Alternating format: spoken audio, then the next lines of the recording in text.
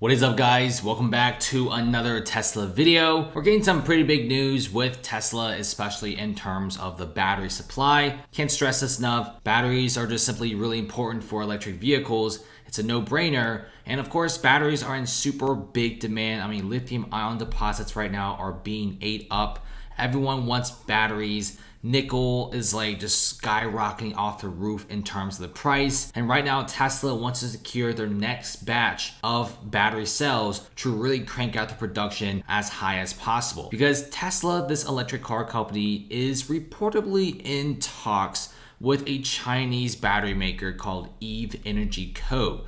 Now, they're doing this for a potential supply for low-cost batteries. Since batteries are extremely expensive to make, a whole entire electric vehicle, the most expensive part is the batteries, and Eve's batteries will be used to boost the Shanghai Gigafactory supply chain, because roughly 30 to 45% of all the vehicles being delivered by Tesla is mostly in China. This is why the Gigafactories in China are always in huge production. It's always in overtime. It's clocking in constantly. A lot of cars being pumped out. It's so popular in China to the point that Tesla even made another factory right across from the Gigafactory Shanghai that only produces the supercharger V3 stalls. I mean, you probably never even heard that before, and even those factories aren't even available in its domestic country of here in the United States. And so far, we got some big things going on with Eve Energy Co. because they're noted for producing lithium iron phosphate cells, LFP for short. Now, these are really cheap and affordable to make, but usually has lower density than a nickel cobalt aluminum battery, which Tesla also uses, but probably for its most high-end cars. Now, Tesla has said before that the LFP cells are okay. They're obviously not as good as the nickel cobalt aluminum batteries, but they should get the job done.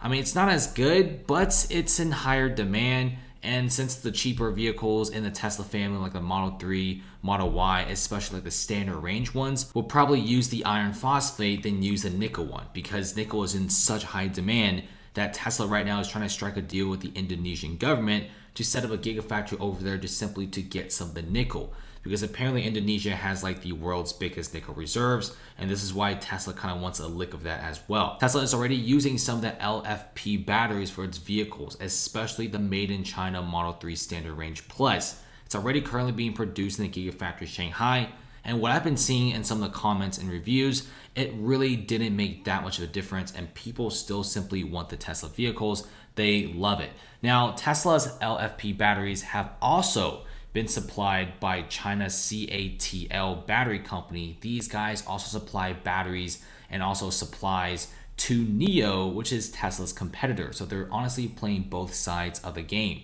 Eve Energy is going to become Tesla's second major supplier for LFP batteries. So this massive battery secured, it's looking good. Now, obviously, Tesla hasn't said anything yet about this deal, so it's not 100% confirmed, but there's already several news sources out there saying how Eve Energy is already easily becoming Tesla's second supplier, and Eve Energy really likes this because Tesla sells electric vehicles in such a massive scale. They could be making some really nice cash. Remember, neither Eve or Tesla has said anything about a potential battery supply deal. But given the fact that Musk really wants to get batteries, and CATL, yes, they make a bunch of batteries, but it's really not enough, they're gonna have to secure perhaps a few more partners to really get things going.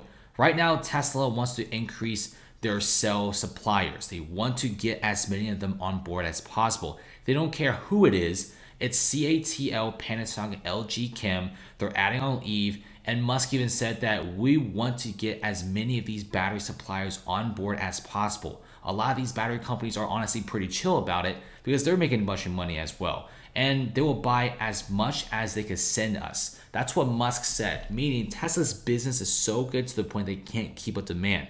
Right now, unlike other car companies thinking, I wonder if people will buy our cars, Tesla doesn't even make a single advertisement and they're always constantly being sold out. It's pretty nice. With Eve Energy as a supplier, Tesla could actually make a step towards its big goal of making 20 million vehicles every single year before 2030.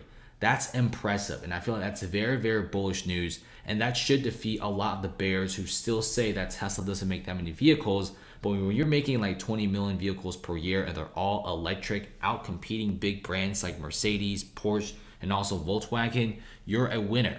And last but not least, we got to talk about the Gigafactory Shanghai, because a lot of people keep saying that it's experiencing production delays or massive halts. But according to Global Times reporter, they actually talked to a lot of the workers on the campus of the Gigafactory Shanghai. And what a lot of these workers are saying is the expansion project for the plant's phase 2 construction, they're already like trying to finish things up on the exterior. Obviously, they're nowhere near completion, but everyone is saying there's not really any sort of major delay. I think what happened was a lot of people were talking about how Tesla is delaying or halting several projects because they're probably not going to be buying the huge plot of land located right next to the Gigafactory Shanghai phase 1. I'm not really sure why people are saying that, but I'm pretty sure Tesla is going to get that plot of land to really expand their operations even further.